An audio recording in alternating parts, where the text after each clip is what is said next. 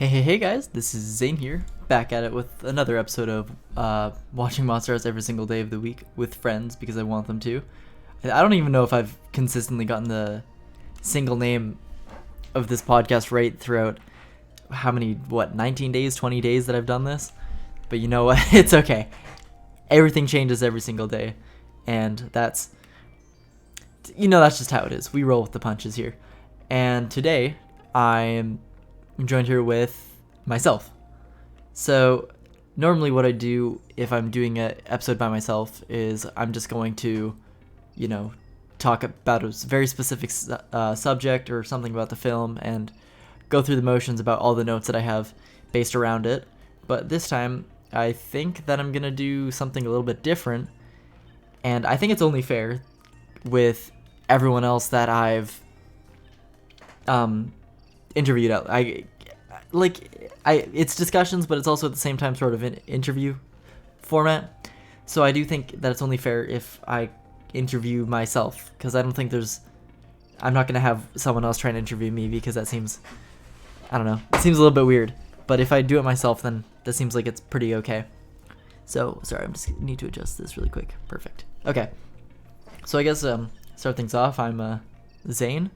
I'm 22 years old, and I'm currently in school for cellular molecular biology, and I just finished my 4th year, but I'm finishing in 5, so also in 4th year again.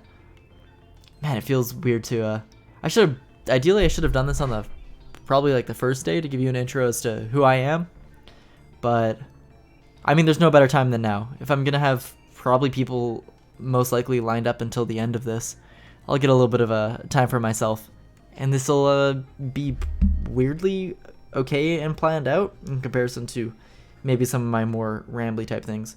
But I'll have you know there's going to be a probably significant amount of rambling in this one. So, me being following the biology department, I don't have a whole lot of roots in regards to movies and whatnot. I just have a knowledge of having fun watching them. Like, when it comes to cinematography techniques, music techniques, all that jazz, everyone else I know, I think, follows something more in suit in regards to those topics than I do. I'm probably the least qualified person out of anyone that I know to hold a discussion and topic-based conversation about this stuff. But, here I am, pretty much 2/3 of the way through all of this, and we're getting it done. But I guess I don't think I've really gone over the backstory as to why I even decided to do this, besides the mention of last year them taking it off Netflix and me watching it every single day for the latter over half of the month. It kind of becoming a meme at that point for me watching it me hailing it as an underrated gem. I mean, it is. I still think it is in that regard. But I was doing it a lot as a joke and playing up the fact that the movie was really silly. It's an animated movie from 2006 that no one really remembers. And me probably being the only person to actually really care about it, whether or not it's on Netflix. So I did that for a while. And throughout I guess it's been a bit over a year. I think even before I was on about Monster House, even before it was on or about to be taken off Netflix, I think I've always had a really big soft spot for it. So the meme's been going on for a good amount of time. But a lot of people, at least on Twitter-wise, that don't know me super well in person, might just think of me as that Monster House guy or the guy that recreates meme pictures. And I think that's totally fine. It's good to be known for the silly side of me, which is usually when I'm at 90% of the time. So it's been a long-running joke for who knows how long. The joke about it has come up or gets brought up all the time for me, and I kind of like it. It's funny. But as I'm going off the assumption that I didn't really describe all this super well because the first day that I did this was a huge mess, even though it's my most watched episode. It was all over the place. I had pretty much hardly any notes. didn't really understand or know what I was going to try and accomplish with each of the days or how this entire format was going to work out. But I think I've got a bit better of an understanding of it now, so it's easier for me to talk about it. So I initially came up with the joke tweet that if we're stuck in quarantine for another month, which was I think it was like roughly March 22nd-ish or 27th. I think it was the 27th. And I said, if we're stuck in quarantine for another month, I'm going to start a podcast reviewing Monster House every single day. And just a bit under a month goes by, and I get might have been the tax return, and I'm like, oh man, well, I'm stuck using like this Razer Kraken headset that I have, and it's falling apart. There's like bits of black stuff coming apart. It still works totally fine, and I'm using that as the headset for just listening to stuff currently, but the mic quality was never particularly good.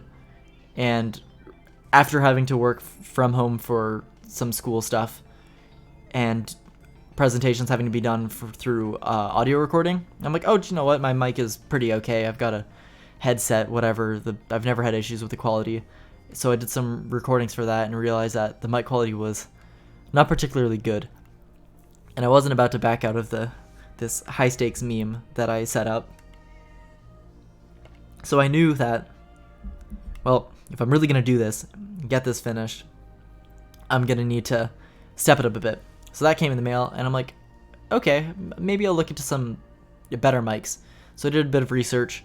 I'm currently using a Samsung S-O-N G Pro, and I think it works out great. And then I just have a random pop filter that I'm holding over it.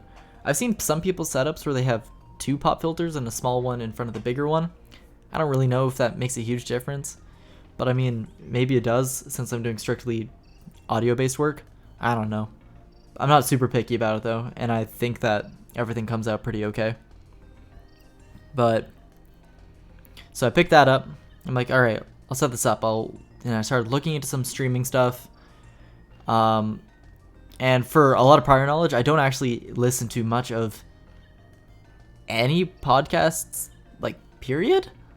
I listened to the H3H3 podcast very briefly when it first started out, mostly just because I was more interested in the people that were on the show rather than the actual interviewers themselves. Which, I mean, they're totally fine, but, I mean, you know how it is. What other Super Mega podcasts I've listened to a good amount, and they talk a lot about movies, and I think that's why I like the idea of the format of reviewing a movie. Not specifically reviewing the same movie all the time, but talking about movies a lot, because I'll get to that, I guess, a little bit later when it comes to movies. I apologize if I'm taking a lot of breaks. After just having two people on the show, like me and someone else, I realize when I'm by myself, doing all the talking is significantly more draining on my throat in comparison to just doing it with someone else, where I can like swap between and then have them talk a whole bunch and I can just do a response back. But as I was podcasts. But yeah, besides like Super Mega H3H3, I haven't really watched a whole lot. Nowadays I'm picking up a few more, and then I'm figuring out ways that I might be able to improve this, or if I wanted to do something differently down the road, which I guarantee I would. I'm no podcast personality, but my friends are way more interesting than I am and more fun. So I think doing stuff with them, it works better as a dynamic than me on my own. But I'm doing my best, and I'm pretty happy with how the quality of a lot of the episodes have turned out so far. There's maybe only one or two episodes where I'm like not inherently super impressed with how I've done it, but you know, I've pushed myself to do an episode every day minus the Mondays, which maybe I do think I'll catch up on late at the end and do something big for all those Mondays that I missed. But I'm pretty impressed with myself for motivating and keeping this up. But after, you know, thinking of podcast history and picking up this mic and whatnot, I'm just like, you know what? there's no better time than ever to try and do something creative. Because, I mean, if I'm going to spend a bit of all my time inside, let's have some fun with it. Do something that I wouldn't normally do. And I used to do a bunch of YouTube videos when I was younger, like grade 6. So, oh my gosh, how many years ago was grade 6? Probably like a decade ago, pretty much. And that started off with using like a little really cheap handheld digital camera that I'd either have propped up on a bunch of stuff in my dark room on like a CRT TV, and I'd be playing like Paper Mario or something with just the camera focus on the TV screen. The quality would be awful. My commentary would also be awful because I didn't realize people usually wrote a little bit of scripts and whatnot to actually have talking points, so they're not just going off of their mind for the entire however long the episode was. And that was also back when YouTube had the 10-minute time limit per video. So Let's Plays were not a ridiculously common thing. But I liked the idea. I watched, his name's Chugga Conroy. So I was watching a lot of him around that time. And I'm like, man, I've always wanted to, have a good knowledge of video games. I like playing them. And I like to entertain. So I'd stick the camera up, focus it on the screen, and just realize that I didn't have a whole lot to say in a room by myself. And it was like mildly embarrassing to be recording yourself in a room by yourself in the dark, just talking at something. Like, I don't think my parents or anyone minded and they wouldn't have bothered me, but it felt like embarrassing to be doing that on my free time. And I mean, I play games normally, so how different is it talking over it? And if I'm talking with my friends online and stuff, I mean, I wasn't at the time, but nowadays I am. So it's really not a whole lot different, but times have changed since then. I kind of wish I didn't straight up delete the videos that used to be on my channel, because I miss a lot of the old ones to see how things have changed, doing like tag videos and other stuff. I even remember like going and hanging out at my friend Cooper's basement, and we used to try and record like Call of Duty zombies stuff. We'd use like laptop cameras, and we'd try and do like small short movies about zombies. We were awful at it, but when you're like 10 at the time, anything is pretty cool. And if you're given a camera, it's just something you do. And we do a lot of imaginary stuff, like Deadliest Warriors was really, really big at the time. So we'd sort of record our own little episodes of that when we'd hit water bottles with random other household items and see which were the most effective at destroying water bottles and stuff like that. So I mean, it all kind of comes back around to doing entertaining stuff. Technically, I've been doing YouTube for a long time with just lots of breaks in between. And I've never ever taken it super seriously, because it's not one of those things that I've ever been like, oh yeah, I'm going to be doing this and I'm going to be super successful. And that's the whole reason I'm doing it. I'm like, I don't think I'm ever going to be well-known or anything of that sort, but it's not a bad thing. I think it's a pretty reasonable thing. If it happens, it happens, and it's hopefully for good reasons. I don't really do anything bad, but, you hope to be known for good stuff. So, I mean, this definitely hasn't taken off in any regard, but that's totally fine. I think I've gotten like maybe 40 views in total out of all of this, so that's pretty good. I'm not advertising it a whole lot and stuff because I don't want to annoy people, but, I'm keeping this up and enjoying it all the way through. And I'm just realizing I'm like 14 minutes in, and I just got I'm still at the part of me introducing who I am, and I still have questions to go through.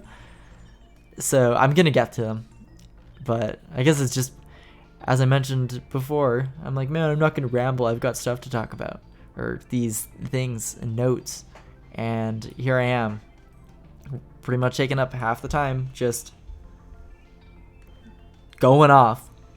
But move on to a different topic, or something more pertinent pretty quick, I promise you. But I'm getting there. So besides doing this stuff as a kid and failing at trying to do a lot of different recordings and stuff, I think more so because I was just nervous, and I still absolutely hate hearing the sound of my voice. But I'm pretty sure it's the same with everyone. But I always have to go through all the episodes after I'm finished them just to make sure the audio quality and stuff is right. And I think I've been pretty good about that. There's only been the 2 episodes that I've had issues with, which was the second day where I did the recording with Cameron, because the audio levels were not quite right. So I had to do that one over again. And also the audio and everything got corrupted when I tried to move it over to a MP3 format, because I was going to see if I could split the audio lines and then just raise up Cameron's voice and change everything else. Wasn't able to do that, so we had to do the re-recording, which made me feel really bad and embarrassed because I was already having troubles on the second day. And then on the last the day I had with Casper, and the audio on my end just got completely messed up, so I had to remove it entirely and try and dub over it. It was a lot less organic than the actual episode, but his end of the stuff was really good, and all the things we talked about were really good, so I did my best for that. And I think it still turned out pretty okay, but I'm still sad because I think that was probably my favorite episode we've done so far. But I've absolutely loved doing every single episode I've had, and I've really appreciated everyone that's come on, because when I'm watching, what I'm expecting of people is they watch the movie and then they just talk about either from what they remember, but so far everyone's like taken notes on the movie and had certain talking points they want to talk about, and it's really cool. It's nice to see my friends getting involved, and I'm really having a lot of fun with this so far. So now we are at the present day of me. I'm trying to stream on Twitch occasionally just for the heck of it, and I'm doing this. I have no idea what I'm going to do after I finish this entire month, because I'm going to hold true and I'm going to do 30 days, and then I'm just going to, that'll be it. There won't be a season 2 unless maybe I make it a yearly thing for all of May. I started at a weird time in April, but I promised a month is a month. And I kind of doubt I'll do this again, at least for this movie, because I think I'm going to have exhausted every little thing I could have, unless I get someone working on the movie to get on. And I've been trying, but it's really difficult to get a hold of anyone moderately famous, especially around these times. It's a tough one. But anyways, I guess we can probably get into some of the actual other questions of the movie, which is starting off with favorite characters and why. And this is a weird one because I don't think I've ever really thought of this. Z might be one of my favorite characters, but at the same time, I think DJ actually might. I think DJ is my actual favorite character. He's level-headed. He's really consistent all the way through, and there's actually development in his character. And he's friendly with everyone around him. He's not like a huge dick and an unlikable character. I've seen a lot of movies where some of the main characters are really unlikable, and I just can't finish them because of that. But there's a really good dynamic between Chowder and DJ, and then Jenny comes in and it works great all the way around. So I'd probably say DJ is most likely my favorite character, and I'm pretty sure that's like, I might be one of the first. I think Anthony mentioned that he was one of his, but I think I'm one of the first to say that, and I'm not just saying that to go off of what everyone else says. But yeah, I like his character a lot, and Z might be a second, because I don't know, babysitter characters are always funny, and I've seen enough horror type movies in regards to babysitters to think it's a good concept. So have I watched this movie as a kid? If so, how does it hold up from how I remember it? Less creepy, more creepy than before? So definitely watched it as a kid. I believe in theaters when it did a running in October up in North America here. Watched it with my dad and sister. And I can remember before seeing it, like, I can remember the day of, which is weird because I remember being on the path by my house, like I think hanging out with a friend. But I remember being on and thinking about how I was going to go see that movie, which is really weird and specific. But I mean, it's there. And then besides that, I remember really enjoying the movie at the time. I found it creepy, but I wasn't scared by any means. The whole concept of it was really cool and something super unique. I hadn't been exposed to a whole lot of movies at the time because I would have been 8. So I hadn't seen a whole lot of different stuff. But I remember really liking it, and it being I don't think I remember thinking the people's faces were weird. But I totally can't remember that. So how does it hold up from how I remember? It definitely holds up just as well. And I think every time I watch it, it's still just as enjoyable. There's enough lines in it that I could probably almost, by the end of this, I think I could probably recite the movie almost from the start to end. Not off the top of my head, but while watching it, I definitely could. When I did the watching Die Hard every single day during December, by the end of it, I basically could recall it line for line, almost off the top of my head, or at least I could describe the situations. And I got a couple timestamps in, like when the guy said, "Oh, and the quarterback is toast." Hans Booby, "I'm your white knight."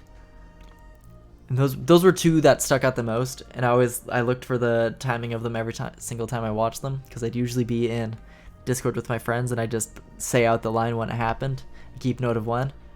So by the end of it, it was kind of a meme, and I dig the consistency. That movie is still good. I think watching it every day for December is a good way of doing it, and then watching the last two on Christmas Eve works. So does the animation hold up? I'd say yes, but it's significantly dated. It's not awful and jarring to watch, but of course there's been leaps and bounds since then. The motion capture software has gotten a lot better. I think a lot of the balls or the reflection bulbs there's significantly more on the body now, so it's way more fluid and picking up motion and whatnot. So for the time, I think it still is not inherently revolutionary, but it's pretty good for the time. This wasn't some ridiculously insane budgeted movie like Toy Story or something might, where they have an entire studio working on rendering and stuff. This seemed like a pretty low stakes film, and not quite as much of a passion project, but just like everyone had thought it was a pretty interesting one, but they wanted someone that would be really interested in it to take it on. So yeah, I'd say the animation holds up pretty okay, but it's definitely dated. Let's see. I have to go through the Word document. I'm at 5,700 words now, and I got to go through some of the questions. Let's see. Is anything that I wish they added or took out? I wish they added more time within the house, as I think I mentioned with Anthony yesterday. Having them go through the house a little bit more would have been really nice, as it could have made the house more of an exploratory type thing, and would have added to the mystery of what's inside the house. But them also not having it also adds to the mystery of what's inside the house, because we have no idea. But I think it could have been really cool to see they are looking around, they open the wrong door, and there's gives a bit more character to what Nevercracker was like, because we don't get a whole lot of screen time with him, but we do get a couple memorabilia type things on his wall. So adding a little bit to that would have been neat. As far as things they took out, I don't really think there is much. I mean, there's the part where the house eats the dog, and that's kind of whatever. But when it really comes down to it, I don't think you could really take much out. Almost every single scene in the movie exists to further the plot. There's the parts maybe where the cops are there don't exactly enhance the plot line in any way or are there to hinder it. But besides that, it's like really does a good job at moving forward at any given point. There's no real lulls and slows. And if anything, it goes almost too fast near the end. But in regards to pacing, in comparison to a lot of other movies, it does a really solid job, and there's not parts that I would specifically want to skip every time I watch this, because it ends up flying by really, really fast. It draws your attention really well. And as far as like deleted scenes, if the movie could have everything in it that it possibly could have, that'd be excellent. But it's hard for me to say adding or taking stuff out, especially when you think of how they had to be a little bit limited with technology at the time. So they did the best with what they had, and I can really appreciate that. Do you think this could be something good if revisited, or better if it stayed in the past? This is a really hard question that I haven't quite asked everyone, since I'm realizing how difficult it is kind of to answer, so I usually lump it in with another type of question. But if there's a chance that this could be revisited, not in a reboot type of way, I don't think they'd ideally get the same characters, but it would be cool to have maybe see other examples of it throughout different environments. It could have even been cool to see when Skull was talking about like Domus Mactipolis, where Soul becomes one with Brick and whatnot. If there's almost like a flashback to some old times where it's happened, like with a castle or other trailer park examples, that could have been really cool to see. But my best guess at if there ever was a sequel, it would have something to do with the soul of something in regards to them building the giant new like apartment complex or plaza or whatever it's called. But as far as live action goes, I don't think I thought it might be a good idea at first, but thinking about it more, I think it just lends itself so well to a cartoonish atmosphere. Because if you're supposed to have anyone meaningfully talking or to the house or any inanimate objects, it just doesn't really work in a live action format without making the inanimate objects either I don't know, animated in some way or form, and at that point it can look really jarring if it's not done properly. So if you have everything cartoony and everything looks as if it belongs, then you can have these interactions that feel a lot more organic. That being said, if they ever did make a new one or live action or however they did it, I'd totally go and see it. I think I would really like to see a hand-drawn animation type movie for something like this. That'd be sick, because I believe the art book might be coming in the mail tomorrow, so I'm gonna give it a good flip, and if I don't have someone ready for tomorrow, that'll be a good point of conversation. Wait, how much time? Okay, I'm getting actually really close, so all things considered, me rambling for the first half of this actually ended off pretty okay. So, I usually like to end this off with talking about animated movies whoever I'm talking to likes, or I'd try to, but at this point we always tend to run out of time. So I really think I've asked a couple people what their favorite movies were, maybe only like once or twice. But personally for me, at the time of this recording, which is May 13th, my favorite movies are What If, featuring Daniel Radcliffe and Zoe Kravitz. It's a really good rom-com. It's super solid. Monster House, of course. Scott Pilgrim vs. the World, Iron Giant, and thinking of fifth one. Probably a fifth one might have to be probably Army of Darkness or Evil Dead 2. So I kind of cover a lot of different topics, or genres. I think I've covered almost a bit of everything: rom-com, comedy, animation, drama, and horror. I've got the range, and I'm totally okay with that. And I can especially tell that I've run out of time because the song changed. The last one playing was Forced Interlude from the Donkey Kong Country 2 soundtrack, and now we've moved on to Aquatic Ambience. So I'll wrap this up here. My final rating for the movie is 10 motion cap reflector bulbs out of 10.